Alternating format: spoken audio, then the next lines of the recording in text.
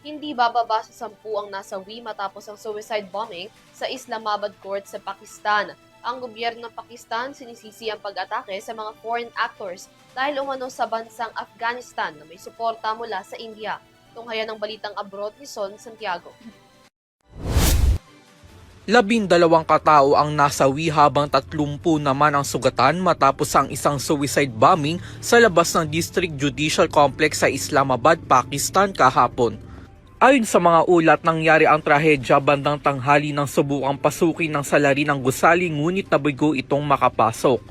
Kaya naman ang suspect isinagawa na lang ang pagsabog sa isang malapit na police car doon. Ang trahedya kinundena ni Pakistan President Asif Ali Zardari at nagpaabot ng pakikiramay sa mga pamilya ng mga biktima.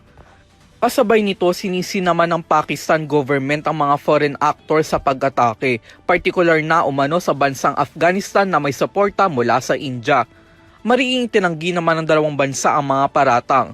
Matatanda ang matagal nang may tensyon sa pagitan ng Pakistan at India simula pa nang makamit nila ang kanilang independence. Nitong Mayo lamang nagkaroon ng girian sa dalawang bansa na nakapang-abot sa putukan. Samantala, nagkaroon din ng madugong tagpo sa border ng Pakistan at Afghanistan nitong nakaraang buwan. Kasunod ng naturang pagsabog, idineklara naman ng Defense Minister ng Pakistan na ang bansa ay nasa estado na ng digmaan at nangakong gaganti sa mga nasa likod ng pangyayari. Habang nagpapatuloy ang investigasyon, hawak na ng pulisya ng Islamabad ang katawan ng suicide bomber para tukuyin ang pagkakakilanlan nito.